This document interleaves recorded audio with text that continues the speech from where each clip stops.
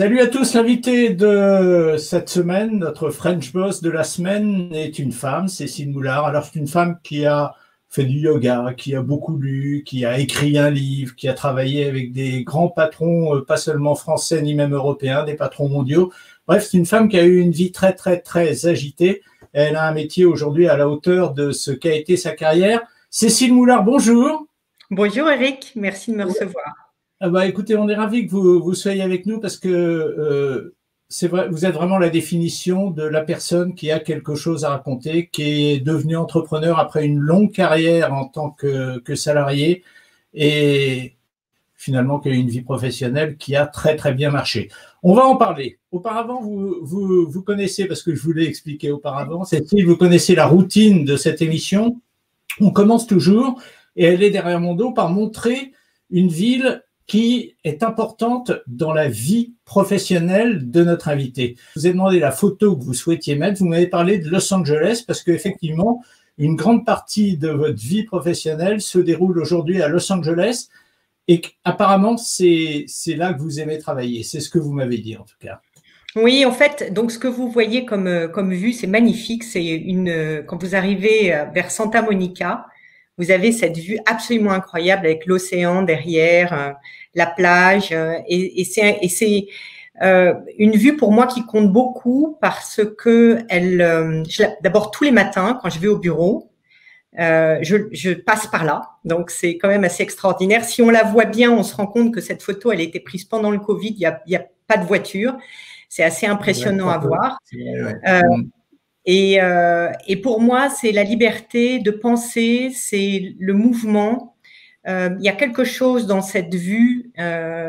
Ce ne sont que des possibilités. Je ne sais pas comment mieux le dire que ça. Et la raison pour laquelle on a lancé notre entreprise depuis Los Angeles, c'est qu'on a eu ce sentiment que là-bas, on avait le droit de dire et de penser les choses de manière un peu différente. On nous donne le bénéfice du doute. On a le droit de faire des choses un peu folles. Et voilà, pour moi, c'est très important cette vue-là et cet esprit-là, cette énergie-là. Voilà, c'est ça qui est intéressant, c'est que ce qu'on voit sur cette photo que vous avez choisie, encore une fois, Cécile, c'est avant tout la plage. Est-ce que ça veut dire que le cadre physique, si je puis dire, le cadre extérieur est important dans votre vie professionnelle? Est-ce que vous avez du mal à travailler, par exemple, dans un ensemble de béton, dans des tours? Est-ce que la plage, la mer, c'est quelque chose d'indispensable pour que Cécile soit heureuse professionnellement? Ben, je me rends compte que je suis quand même très, très adaptable. La plage, j'adore. Je me sens très chanceuse d'avoir cette vue-là tous les matins. De chez moi, j'ai une vue qui est toujours aussi, qui est absolument somptueuse. Mais j'étais très, très bien à Paris. Et je me rends compte que l'environnement dans lequel je suis m'amène à penser des choses différentes autrement. Donc, pour moi, tout est d'un matériel qui peut me permettre de… Voilà, je pense différemment quand je suis dans ce cadre-là, mais si je suis à Paris dans mon WeWork, eh bien, ça m'amène d'autres choses. Et donc, je suis très, très, en effet, connectée à mon environnement. Je suis sensible à ce qui se passe autour de moi, mais pour moi, ça me donne juste des opportunités d'aller chercher de l'information de manière différente, et j'en fais autre chose avec mon cerveau, fonctionne différemment. C'est ça que je trouve très, très marrant. Alors Cécile, vous m'avez fourni la transition en parlant de Paris, en parlant d'autres endroits où vous auriez été à même de travailler. Le moment est venu peut-être de raconter, je l'ai dit de manière assez succincte, assez sommaire au début de cette émission, racontez-nous un petit peu votre carrière et qui va arriver jusqu'au jour où vous avez choisi de devenir entrepreneuse, je ne sais pas bien comment on dit. Racontez-moi un petit peu votre carrière. Bon, d'abord, je suis très vieille, donc j'ai une longue carrière derrière moi. J'ai faite alors, mais de chance et d'opportunité, c'est scandaleux d'une certaine manière. Mais pas de talent du tout. Pas de talent du tout. Non, mais c'est vrai, je jure, une chance phénoménale. J'ai eu la chance de rentrer à Sciences Po à Paris, ce qui était inespéré, on va dire, tout à fait inespéré. Mais j'ai eu beaucoup de chance. Et puis, en même temps, c'est pour ça que je dis que je suis très vieille, les radios libres ont commencé en France.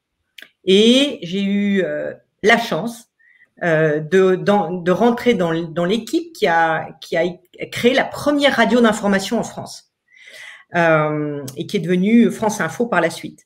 Donc ça a déjà commencé comme ça. Ensuite, je suis partie aux États-Unis pistonnée pour avoir un stage dans une banque. Je devais rester 3 mois, j'y suis restée 1 an et demi. Ensuite, je rentre en France et là, avait commencé quelques années auparavant une société qui s'appelle Cara, qui est devenue, qui a été rachetée par Dentsu depuis, qui était une société magnifique. Et là, je décide tous les jours à midi d'appeler le patron de la recherche chez Cara. Et donc, j'appelle le lundi à midi en disant je voudrais vous rencontrer. Je laisse un message à l'assistante qui évidemment ne me rappelle pas. J'appelle le mardi à midi, le mercredi à midi, le jeudi à midi, le vendredi à midi. Et là, René Salle, qui était le patron de Cara Research, prend le téléphone et me dit « Mais qui êtes-vous » Je lui dis « Moi, je veux juste vous rencontrer. » Donc, je trouvais que c'était marrant de vous appeler tous les jours à midi. Et puis, je suis devenue, il m'a recruté. J'ai fait un bout de chemin extraordinaire chez Cara. Là encore, chance incroyable, puisque c'est la première vraiment expérience d'entrepreneuriat, ce qu'on appelle plutôt de l'intrapreneuriat, que je peux avoir. Je suis très jeune à l'époque et je crée en fait Cara Multimédia, qui est devenue Cara Interactive et qui a été la première filiale de Cara dans le monde de l'Internet.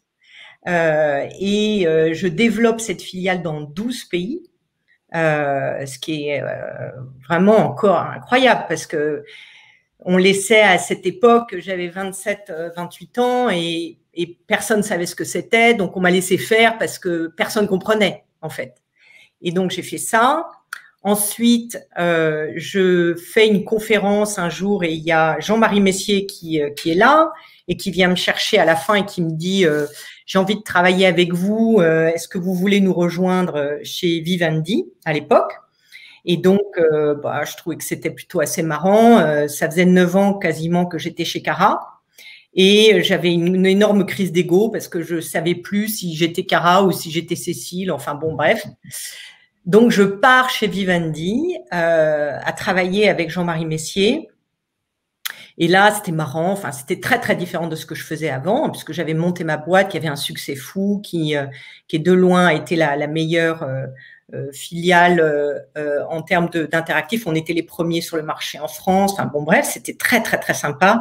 Surtout, je travaillais avec une équipe de gens absolument phénoménaux.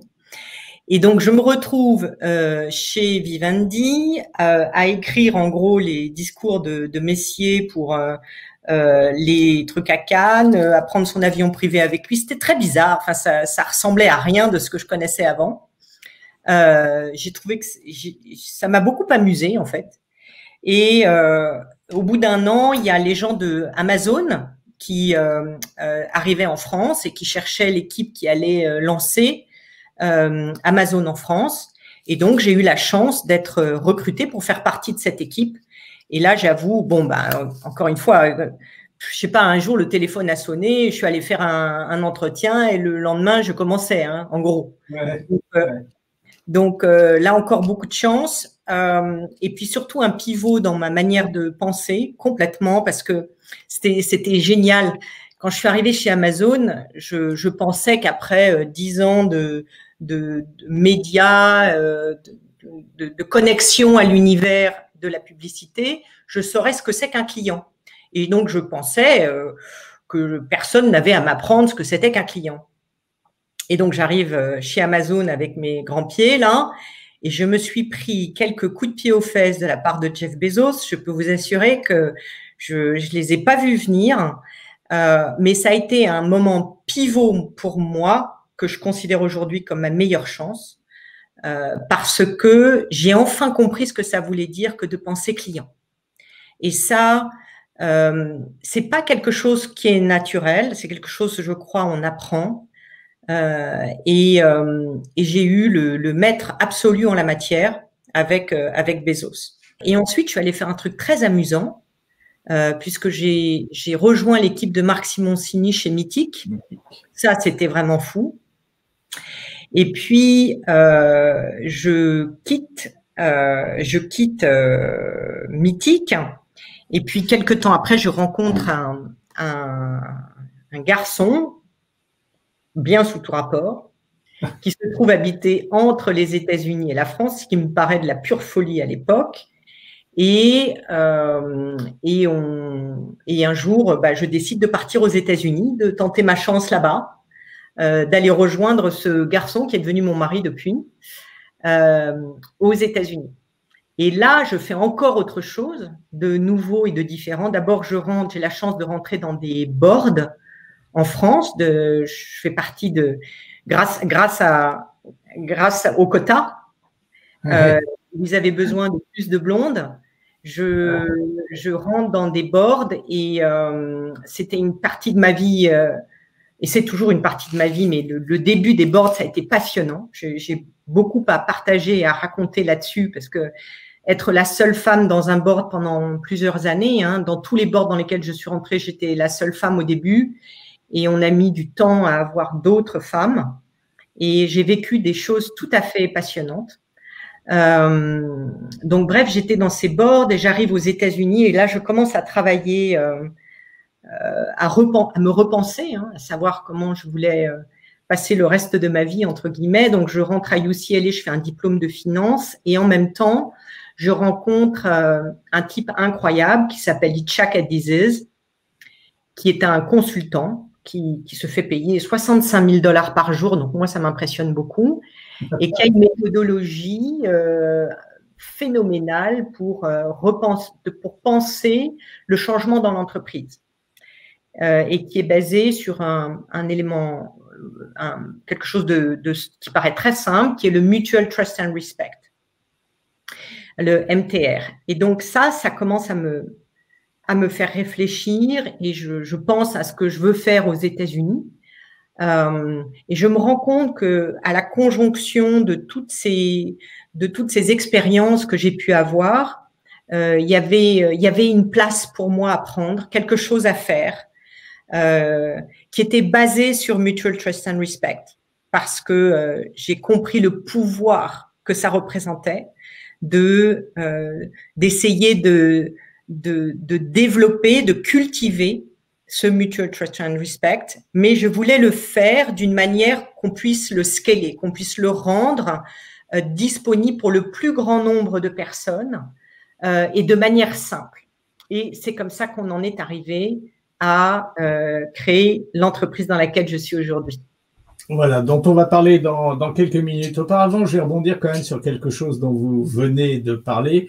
Vous m'avez parlé du fait que vous êtes rentré dans des boards, dans des conseils d'administration, par le biais des quotas, parce qu'il fallait des femmes. Vous avez dit des blondes d'ailleurs, il fallait des femmes, et vous êtes rentré par ce biais. Ok, mais ça vous a sensibilisé, parce qu'aujourd'hui, quand on lit un petit peu des histoires qui vous concernent, quand on se documente un petit peu pour vous, on voit que vous êtes très très derrière la cause féminine aujourd'hui. Est-ce que à cette époque-là déjà, ou est-ce que ça a contribué à faire de vous aujourd'hui une fanat de la cause féminine? Moi, c'est une très bonne question parce que, en fait, jusqu'à ce que je rentre dans les boards, j'entendais dire que c'était compliqué pour les femmes, mais moi, je l'avais jamais vécu directement. J'ai pas eu le sentiment à aucun moment d'avoir été ni maltraitée ou mis de côté ou ça m'avait jamais effleuré l'esprit que d'être une femme, c'était un problème. Je l'entendais et je voyais des amis qui étaient confrontés à ces problèmes-là, mais moi, je ne l'avais jamais vécu. Jusqu'au jour, en effet, où je suis rentrée dans un board. Et ça a été pour moi un espèce de moment cathartique, mais ça a été… ça m'a rendu d'une infinie tristesse, en fait. C'est-à-dire que je me suis dit, mais mince, c'est vrai cette affaire. Ce truc-là, c'est pas normal. Et donc, pour la première fois de ma vie, parce que j'avais l'habitude d'être dans des endroits où quand je disais quelque chose, les gens avaient plutôt tendance à m'écouter, je me suis retrouvée dans les boards où je parlais et j'avais autour de moi des gens qui avaient en général plutôt 20-25 ans de plus que moi, qui étaient plutôt du sexe opposé et qui étaient d'ailleurs à cette époque tous du sexe opposé et qui faisaient comme si je n'étais pas là. Littéralement comme si je n'étais pas là. Et ça m'a vraiment mis en colère. Alors, c'est intéressant parce qu'un board, c'est pas quelque chose de continu. C'est-à-dire qu'on vient dans une société, on voit le management à peu près 5 fois par an pendant quelques heures. Donc, le temps de comprendre qu'il y a un truc qui est vraiment pas normal qui se passe, ça peut prendre un petit moment. Donc, moi, au bout du 3e, 4e board, je vais voir le président et je lui dis, écoutez, je pense que vous n'avez pas vraiment besoin de moi ici. Je pense que le mieux, c'est que je m'en aille. Et donc, comme ils avaient eu beaucoup de difficultés à trouver des gens qui leur semblaient intéressants, des femmes qui leur semblaient intéressantes pour rejoindre ce board, le président m'a dit, écoute, donne-moi, s'il te plaît, donne-moi encore 6 mois et je te promets, on va avoir des femmes dans ce board. Et à partir du moment où nous avons été 3 dans le board, 3, pas 2, 3, tout a changé. Je voudrais juste, je viens d'écouter ce que vous m'avez dit et je me pose cette question, je vais vous la poser. Vous avez mauvais caractère, non? Non, j'ai pas mauvais caractère. Non, parce que ce que vous me racontez me laissait penser que vous n'aviez pas un caractère facile. Non, bon, je peux pas mauvais caractère. Je ne crois pas. Alors, en même temps, c'est bizarre de me poser cette question. Il vaut mieux la poser aux gens qui travaillent avec moi. Mais, mais non, je ne crois pas avoir mauvais caractère. Mais en revanche, quand je sens qu'il y a quelque chose qui est injuste, ça me rend nerveuse. Et quand je suis comme ça, je suis assez cassante. Et c'est l'injustice qui me rend cassante. Bon, on va essayer de pas faire en sorte que vous deveniez cassante dans cette interview. Il reste 10 minutes à tenir. On va réussir à ne pas vous rendre cassante. En 2017, Cécile, vous créez MixR. Alors, j'ai pris des notes, mais il va falloir que vous expliquiez ce que ça veut dire. L'idée de départ de MixR, elle rejoint un petit peu ce que vous menez pour les femmes aussi. L'idée, c'est une entreprise de service, MixR. L'idée, c'est de dire que la communauté, en se regroupant entre elles, peut créer un service, peut offrir un service. Dit comme ça, personne ne va rien y comprendre, mais je suis sûr qu'expliqué par vous, on va mieux comprendre.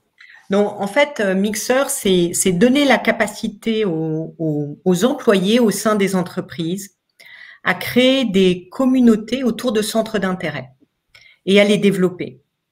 En fait, on s'est basé sur quelque chose qui existe depuis très longtemps aux États-Unis, qui s'appelle des ERGs, Employee Run Groups.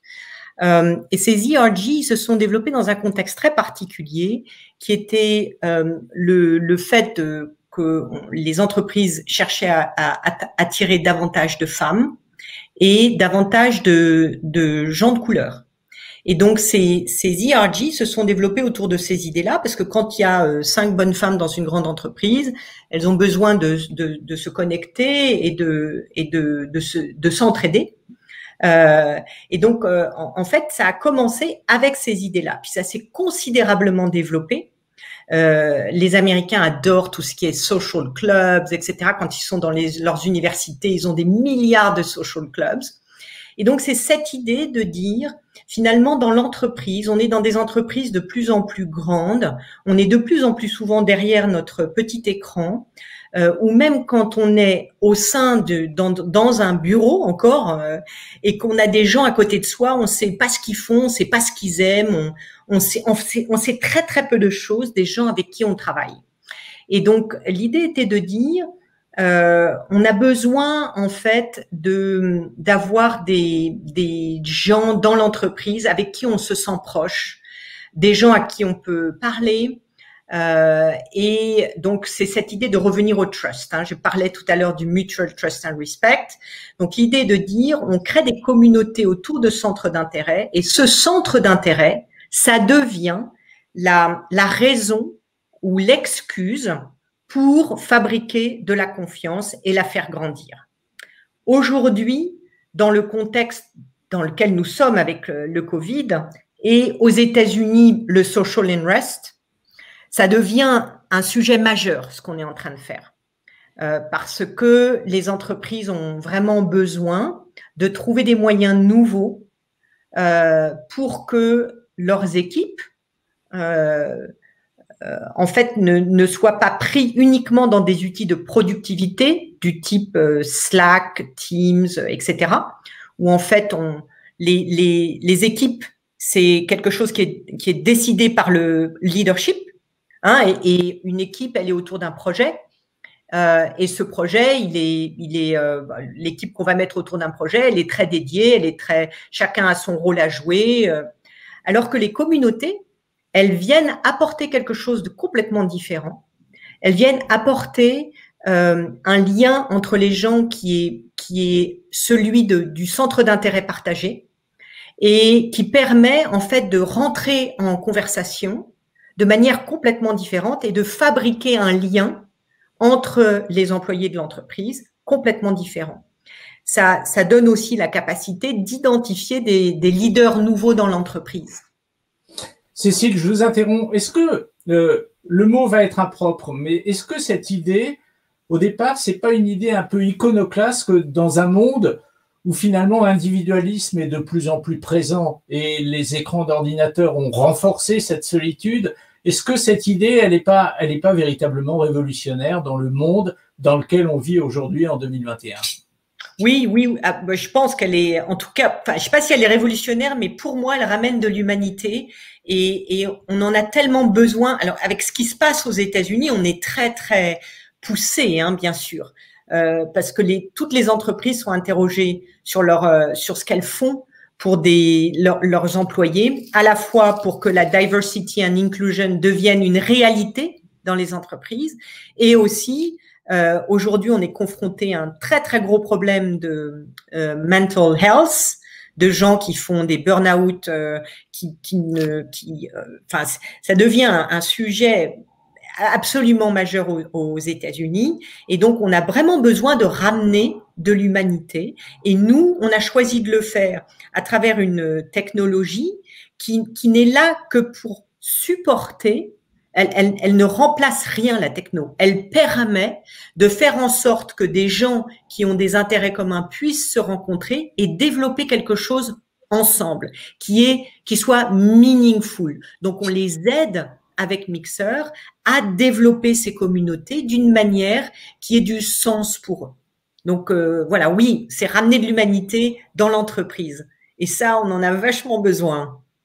Et est-ce que ramener de l'humanité dans une entreprise aujourd'hui, ça permet à l'entrepreneuse que vous êtes de gagner beaucoup d'argent, de bien en vivre? Oui, on va en gagner beaucoup. On est une plateforme SaaS, donc évidemment, plus on a d'utilisateurs, plus nos revenus augmentent sans que nécessairement notre technologie, enfin qu'on ait besoin d'agrandir nos équipes. Donc oui, on va faire beaucoup d'argent avec ça. Et pour nous, alors ça c'est un autre sujet qui est très important pour moi et qui est un peu iconoclaste, c'est qu'on doit pouvoir faire quelque chose de bien, technology for good. On doit pouvoir le faire en gagnant de l'argent. Et pourquoi c'est très important? Parce que gagner de l'argent, ça veut dire que cette technologie va pouvoir continuer à se développer et continuer à servir nos clients. Et donc, pour moi, c'est essentiel d'avoir un revenu modèle qui fonctionne, qui est clair pour tout le monde, qui est basé sur la protection des données personnelles, ce qui est essentiel dans le monde des centres d'intérêt, puisque je peux prendre un exemple peut-être pour illustrer ce que ça veut dire. Aux États-Unis, on a des communautés de gens qui sont LGBTQ. Aux US, ça pose aucun problème. C'est quelque chose qui est vécu de manière très ouverte. En Europe, c'est beaucoup plus compliqué. Donc, quand on a des groupes de gens qui sont dans des communautés LGBTQ en Europe, ils veulent être complètement privés. Et pour nous, cette donnée-là, elle n'appartient que aux utilisateurs de cette donnée, à personne d'autre, pas même à l'entreprise. Et donc, on a un regard très, très, j'allais dire, poussé sur la protection des données privées. Et donc, pour ça, en face de ça, eh bien, on fait payer ceux qui nous utilisent, les universités, les entreprises, les réseaux, au nombre de gens qui sont sur notre plateforme. L'autre jour, quand on préparait cette émission, Cécile, on est déjà à 29 minutes d'entretien, ça passe vite. Quand on préparait cette émission l'autre jour, vous avez évoqué les qualificatifs utilisés par un essayiste britannique qui s'appelait David Goodhart et qui parlait des anywhere et des somewhere. Vous êtes plus anywhere ou somewhere? Alors, on rappelle qu'un anywhere, eh bien, c'est quelqu'un qui est globalement progressiste, qui est quelqu'un qui est mobile. Et un somewhere, eh bien, c'est quelqu'un qui s'adapte à l'environnement qui est autour de lui. C'est marrant parce que dans votre discours, j'ai l'impression que vous êtes un peu des deux par moment. Oui, j'osais pas le dire, mais je me sens vraiment au milieu. C'est-à-dire que je suis, quand j'arrive quelque part, je suis somewhere, mais je peux être assez différente. Si vous me voyez en Californie ou si vous me voyez à Paris, vous verrez que je suis pas nécessairement habillée de la même manière. Je m'adapte en fait à mon environnement. Ça, c'est somewhere plutôt. Mais sans me transformer, en fait, c'est ça que pour moi c'est important. C'est juste des parties de moi qui sont différentes. Et encore, si vous me voyez dans mes tenues de yoga avec mon turban blanc, j'aime autant vous dire que ça c'est vraiment quelqu'un d'autre encore. C'est vraiment quelqu'un d'autre. Voilà, je pense pas qu'on aura l'occasion de vous montrer effectivement Cécile Moulard en tenue de yoga, mais en tout cas, au travers de son discours, on a pu noter effectivement la richesse de la personnalité de cette femme, qui est à la fois somewhere et anywhere, qui est à la fois sensible à la cause féminine, mais qui a été l'assistante très proche de grands patrons d'industrie pour lesquels la présence féminine n'était pas forcément un mot d'ordre, n'était pas forcément la chose la plus importante. Cécile Moulard, merci. Merci d'avoir été avec nous. Merci. Vous faites comme Emmanuel Macron. Emmanuel Macron fait tout le temps ça quand il croise les gens là, depuis qu'il y a je sais ce que je vais faire après alors. Merci en tout cas Cécile d'avoir été avec nous. C'était intéressant, c'était un plaisir. Et c'était une de ces seules émissions French Boss où on n'a pas cité un chiffre. Et je trouve que dans l'entrepreneuriat, il y a deux choses qui comptent. Il y a deux dimensions. Il y a la dimension pécuniaire, la dimension financière, la dimension de la réussite. Et puis, il y a la dimension de l'humain. Et je pense qu'avec vous, on était plus dans l'humain aujourd'hui. Je ne pense pas me tromper en disant ça, Cécile. Merci. Merci beaucoup. Merci infiniment.